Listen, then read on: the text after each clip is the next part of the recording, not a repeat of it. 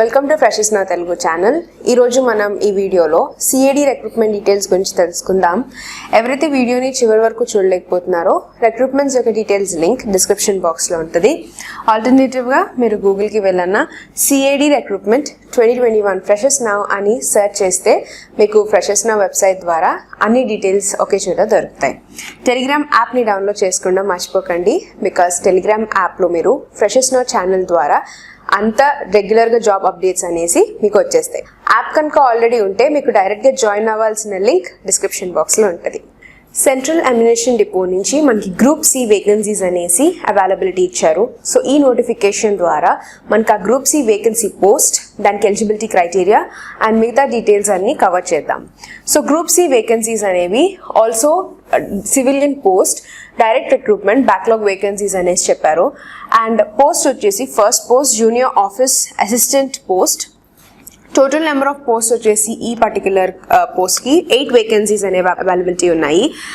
And ఈ 8 vacancies అనేది మీకు UR, SC, ST, OBC, EWS, ESM, PH according to the category wise division ఇచ్చారు. 8 vacancies, యూఆర్కి 4, ఎస్సీకి 1, ఓబీసీకి 3 వేకెన్సీస్ అవైలబిలిటీ ఉంది. ఈ పోస్ట్కి పే స్కేల్ వచ్చేసి 19,900 and education requirement 12th standard equivalent ఉండాలి ఫ్రమ్ అ రికగ్నైజ్డ్ యూనివర్సిటీ కానీ ఎడ్యుకేషన్ బోర్డ్ నుంచి అన్నా కానీ. ఫైర్మెన్కి అయితే 3 వేకెన్సీస్ ఉన్నాయి యూఆర్ కేటగిరీ వాళ్ళకి. అండ్ పే స్కేల్ వచ్చేసి 19,900, 10th స్టాండర్డ్ పాస్ ఈక్వలెంట్ ఉండాలి from a recognised board. Tradesmen పోస్ట్కి 8 వేకెన్సీస్ ఉన్నాయి, 8 వేకెన్సీస్ యూఆర్ కేటగిరీ వాళ్ళకి. అండ్ ఈ దాంట్లో మళ్ళీ మీకు ఈఎస్ఎం, పిహెచ్, ఎంఎస్పి వాళ్ళకి సపరేట్గా వేకెన్సీస్ అనేసి లాస్ట్ 3 కాలమ్స్లో ఇచ్చారు. సో ఈఎస్ఎం వాళ్ళకి 8 వేకెన్సీస్ అవైలబిలిటీ ఉన్నాయి, 18,000 పే స్కేల్. దీనికి కూడా 10th స్టాండర్డ్ పాస్ అయి ఉండాలి. వెహికల్ మెకానిక్కి 1 వేకెన్సీ, ఈ 1 వేకెన్సీ ఓబీసీ వాళ్ళకి, pay scale 19,900. టైలర్కి 1 vacancy, 1 vacancy for UR category, 19,900 అనేది పే స్కేల్. సో ఇవి vacancies and post. So last date of the receipt of application మీకు 21 days from the last date of publication. So ఈ notification publish చేసిన 21 daysకి last date ఉంటుంది, excluding the date of publication. So మీరు ఎవరైతే అస్సాం కానీ, మేఘాలయ కానీ, అరుణాచల్ ప్రదేశ్ కానీ, మిజోరాం, మణిపూర్ ఈ ప్లేసెస్ కనుక మీరు బిలాంగ్ అవుతే, sub division of Chamba, district of Himachal Pradesh కానీ, మీకు 28 days అనేసి ఇచ్చారు from the date of publication. And next crucial dates for determining the age limit అనేది మీకు క్లోజింగ్ డేట్ ఆఫ్ ద రిసీట్లో ఏదైతే ఉంటుందో అప్లికేషన్లో 21 daysకి కౌంట్ ఉండాలి. సో దాన్ని బట్టి ఏజ్ ఎలిజిబిలిటీ క్రైటీరియా అనేది క్యాలిక్యులేట్ చేస్తున్నారు. Detail eligibility criteria and application form మీరు ఫిల్ చేయాలనుకుంటే మీకు డైరెక్ట్గా ఇక్కడ ఇచ్చిన అఫీషియల్ వెబ్సైట్లో మీకు దొరుకుతుంది. అండ్ ఏదైనా అమెండ్మెంట్ కానీ, చేంజెస్ కానీ, ఏ అప్డేట్స్ కానీ కనుక ఉంటే మీకు ఇక్కడ indianarmy.nic.in ద్వారా మీకు పూర్తి డీటెయిల్స్ ఆర్ అప్డేట్స్ అనేది తెలుస్తాయి. అప్లికేషన్స్ ఎవరైతే కన్ఫర్మ్ చేయకుండా మీరు పంపిస్తున్నారో అట్లాంటి ఫార్మాట్ యాక్సెప్ట్ చేయరు. And commandant central ammunition depot ప్రతి రైట్ తీసుకుంటుంది to fill up all the post. లేదా కొన్నిసార్లు పోస్ట్ ఆర్ వేకెన్సీస్ ఇంక్రీజ్ అన్న అవ్వచ్చు, డిక్రీజ్ అన్న అవ్వచ్చు. So department or the organization తీసుకున్న డెసిషన్ అనేది ఫైనల్ ఉంటుంది. So any stage of the course of recruitment అప్పుడు వేరియేషన్స్ అని చూడొచ్చు. Next last date of the receipt of the application and candidates ఎవరైతే belonging to these particular places మీకు details ఇక్కడ mention చేశారు. సో అప్లికేషన్ మీకు అడ్వర్టైజ్మెంట్ నోటీస్ నెంబర్ అంతా మీకు ఇక్కడ దొరుకుతుంది. అప్లికేషన్స్ మీరు ఎవరైతే ఎలిజిబుల్ క్యాండిడేట్స్ ఉన్నారో from Indian nationality group C పోస్ట్కి మీరు అప్లై చేసుకోవచ్చు. And 28 days for particular states and 21 days for the other states అనేసి స్టేట్ డివిజన్ కూడా ఇక్కడ మెన్షన్ చేశారు. నెక్స్ట్ మీకు details of the post mention చేశారు. నెక్స్ట్ వచ్చేసి date of the physical, practical, skill test and written examinations. So ఈ particular post లేదా ఈ వేకెన్సీస్కి మీరు అప్లై చేస్తుంటే మీరు ఫిజికల్ కానీ, స్కిల్ టెస్ట్ కానీ, practical test or written test కానీ ఎగ్జామినేషన్స్ కండక్ట్ చేస్తారు for the eligibility criteria. Nationality మీరు ఇండియన్ సిటిజన్ అవ్వాలి, లేకపోతే నేపాల్, భూటాన్ లేదా టిబెటియన్ రెఫ్యూజీ అన్నా ఉండాలి over India. Before 1st of January 1962. So ఈ క్రైటీరియా బేస్కి ప్రకారంగానే క్యాండిడేట్స్ని సెలెక్ట్ చేయడం జరుగుతుంది. ఏజ్ లిమిట్ రిలాక్సేషన్ అంతా మీకు and age limit and relaxations for tradesmen, mate, firemen, junior office assistant, tailor, vehicle mechanic అనేది మీకు కేటగిరీ వైజ్ డివిజన్ అనేసి ఇచ్చారు. So for UR category 18 to 25 years, ఓబీసీకి 3 years రిలాక్సేషన్ అప్పర్ ఏజ్ లిమిట్కి, SC ఎస్టీకి 5 years and పీహెచ్కి ఎవరైతే belong అవుతున్నారో you're అయితే 10 years, ఓబీసీకి 13, ఎస్సీ ఆర్ ఎస్టీకి 15, ఓబీసీ వాళ్ళకి 8, ఎస్సీ ఎస్టీ వాళ్ళకి 10 years ఏజ్ రిలాక్సేషన్ ఇచ్చారు. ఈఎస్ఎం వాళ్ళకి relaxation according to the service కానీ లేకపోతే వాళ్ళు రెండర్ చేసిన డిపార్ట్మెంట్కి తగ్గట్టు రిలాక్సేషన్ అనేది అప్లికబుల్ ఉంటుంది. So central government civilian employees వాళ్ళకి కేటగిరీ వైజ్ ఏజ్ లిమిట్ అనేసి మెన్షన్ చేశారు. సో ఎవరైతే సివిలియన్ ఎంప్లాయీస్ ఉన్నారో వాళ్ళకి ఈ ఏజ్ లిమిట్ అప్లికబుల్ ఉంటుంది according to the relaxations. Next ఎవరైతే జేకే ఇమిగ్రెంట్స్ అంటే జమ్మూ అండ్ కాశ్మీర్ మిగ్రెంట్స్ ఉన్నారో వాళ్ళకి age relaxation up to 5 years applicable ఇచ్చారు. ఏజ్ క్యాలిక్యులేషన్ అనేది according to the receipt of the application ని బట్టి 21 days ఏదైతే క్యాలిక్యులేషన్ ఇచ్చారో దాని ప్రకారంగా మీ ఏజ్ లిమిట్ అనేది కన్సిడర్ చేస్తారు. మినిమం ఎసెన్షియల్స్ వచ్చేసి 12th standard pass for junior office post and tailor, vehicle మెకానికల్కి matriculation or 10th standard pass and దాంతోపాటు రెలవెంట్ ఎక్స్పీరియన్స్ కూడా ఉండాలి. ఫైర్మెన్ మేల్ క్యాండిడేట్స్కి అండ్ దీని particular qualification 10th standard pass. ఈ పర్టికులర్ పోస్ట్కి మీకు ఫిజికల్ మెజర్మెంట్ క్వాలిఫికేషన్ కూడా ఇచ్చారు. ఎగ్జాంపుల్ హైట్ వితౌట్ షూస్ మీకు 165 ఉండాలి అండ్ కన్సెషన్ వచ్చేసి 2.5 centimeters కన్సెషన్స్ ఇచ్చారు. చెస్ట్ 81.5 అండ్ వెయిట్ వచ్చేసి 50 kgs minimum. Next physical endurement test అనేది కండక్ట్ చేస్తారు. రన్ అయితే 1.6 kilometers మీరు 6 minutesలో చేయాలి. Carrying a man fire man lift 63.5 kgs distance to 183 meters within 96 seconds. So ఈ క్రైటీరియాని బట్టి క్యాండిడేట్స్ సెలెక్షన్ జరుగుతుంది. ట్రేడ్స్మెన్ మేట్కి కూడా 10th standard పాస్ బట్ మీకు ఫిజికల్ ఎండ్యూరెన్స్ టెస్ట్ అనేది ఉంటుంది. క్యాండిడేట్స్ ఎవరైతే మీరు అప్లై చేస్తున్నారో రెలవెంట్ ఎడ్యుకేషన్ క్వాలిఫికేషన్స్ అనేది మీ అప్లికేషన్తో పాటు అడ్జస్ట్ చేయాలి. And application not confirming the format in the website, మీకు వెబ్సైట్ లేదా అప్లికేషన్ ఫామ్ కింద ఇచ్చిన జనరల్ ఇన్స్ట్రక్షన్స్ లేదా టర్మ్స్ అండ్ కండిషన్స్ ఏదైతే మీరు ఫుల్ఫిల్ చేయట్లేదో లేదా మీరు ఆ ఇచ్చిన ఫార్మాట్లో కనుక మీరు మీ అప్లికేషన్ని పంపించకపోతే ఆ పర్టికులర్ అప్లికేషన్స్ అనేది నాట్ యాక్సెప్టెడ్ అనేసి క్లియర్గా మెన్షన్ చేశారు. సో మీ అప్లికెంట్స్ అప్పటికే రిజెక్ట్ చేసేస్తారు. Next physically handicapped ex servicemen కనుక ఎవరైనా బిలాంగ్ అవుతుంటే మీకు రెస్పెక్టివ్ కేటగిరీస్కి మీరు రెస్పెక్టివ్ సర్టిఫికేట్స్ అనేది మీరు ప్రొవైడ్ చేయాలి. And screening of the application మీకు పర్సంటేజ్ ఆఫ్ మార్క్స్ని బట్టి ఉంటుంది according to the education requirement. And following రేషియోస్ని బట్టి క్యాండిడేట్స్ని డివైడ్ చేయడం జరుగుతుంది ఆర్ సెలెక్ట్ చేయడం జరుగుతుంది. ట్రేడ్స్మెన్ మేట్ అండ్ ఫైర్మెన్కి 1:75 రేషియోకి అండ్ జూనియర్ ఆఫీస్ అసిస్టెంట్కి 1:50 రేషియో కింద వేకెన్సీస్ ఆ సెలెక్షన్ తీస్తున్నారు.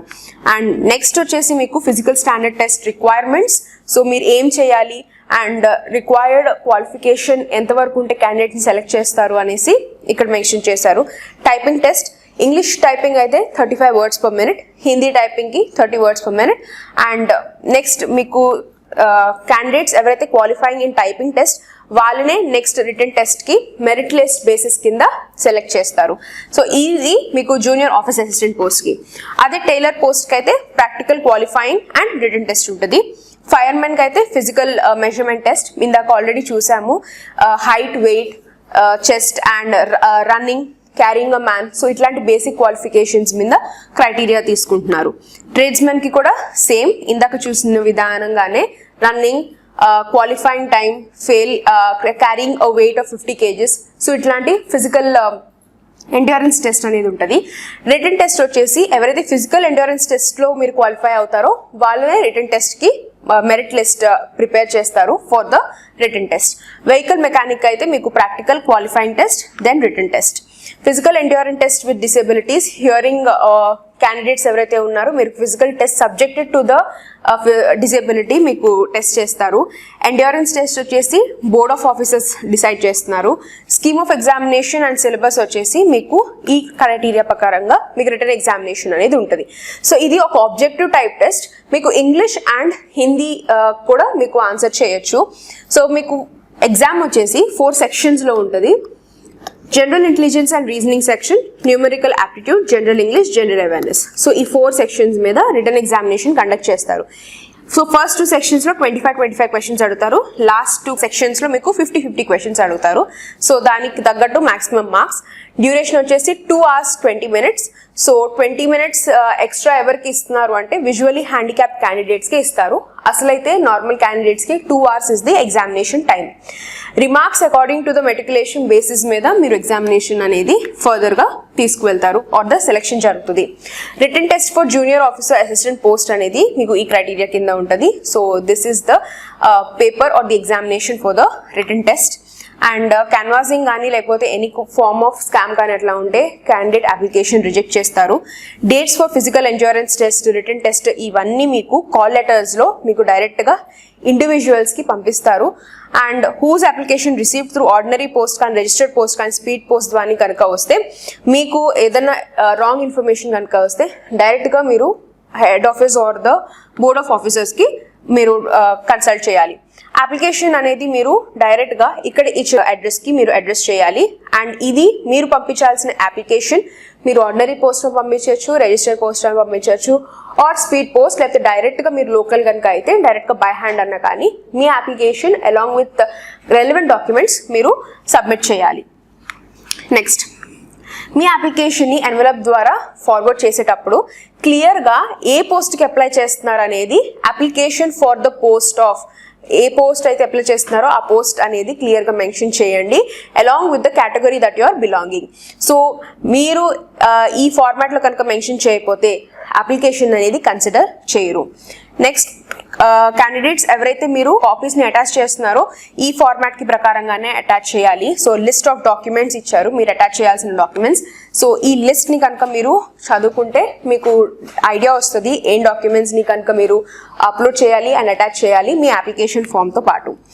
క్యాండిడేట్స్ ఎవరైతే మీరు సెంట్రల్ గవర్నమెంట్ సివిలియన్ ఎంప్లాయీస్ ఉన్నారో మీరు కంపల్సరీ నో అబ్జెక్షన్ సర్టిఫికేట్ అనేది మీరు అటాచ్ చేయాలి. ఆర్ ఎంప్లాయీస్ వేరే డిపార్ట్మెంట్స్ వేరే ఆర్గనైజేషన్స్లో చేస్తున్నా కానీ మీరు నో అబ్జెక్షన్ సర్టిఫికేట్ అనేది మీరు సబ్మిట్ చేయాలి.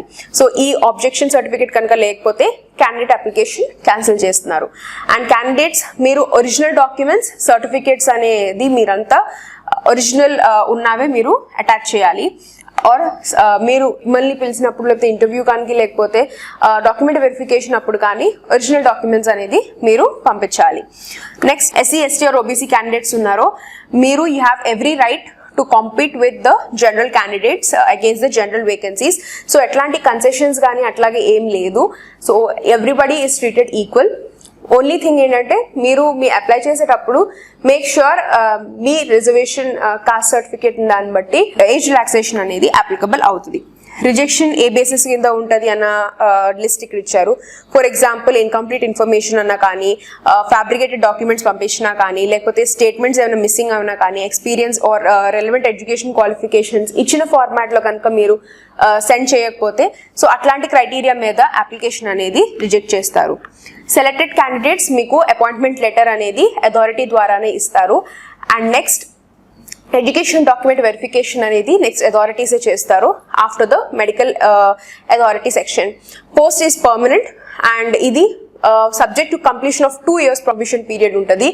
Central employees appointed in government services మీకు govern by the new defined contribution pension scheme బట్టి ఎన్పిఎస్ అప్లికబుల్ అవుతుంది. సో ఎనీ డిస్ప్యూట్ కనుక ఉంటే candidates key and the organization. So organization తీసుకున్న decision will be the final one.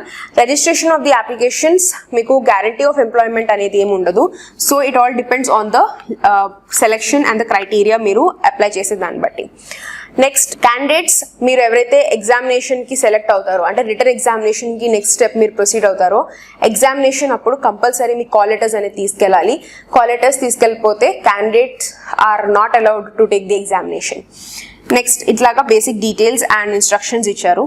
Last, the warning section it's candidates మీరు గ్యారంటీగా self appointed agents కానీ లేకపోతే ఎలాంటి స్పామ్ కానీ ఆర్ మిస్కమ్యూనికేషన్స్ ఆర్ డాక్యుమెంట్స్ని ట్రాన్స్క్రిప్ట్ చేయడం ఇట్లాంటివి ఏమన్నా కనుక చేస్తే క్యాండిడేట్ ఫర్దర్గా అపాయింట్ చేసుకుంటాం కానీ ఫర్దర్ స్టెప్స్ కానీ మూవ్ ఆన్ చేయరు వాళ్ళ application.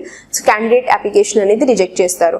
So general terms and కండిషన్స్ని ఫస్ట్ చదువుకొని ఇచ్చిన ఫార్మాట్ ప్రకారంగా మీ అప్లికేషన్ ఫామ్తో పాటు డాక్యుమెంట్స్ని అటాచ్ చేసి speed post or any of the post local అయితే మీరు బై హ్యాండ్ అన్నా వెళ్ళి మీ అప్లికేషన్ అనేది సబ్మిట్ చేయండి.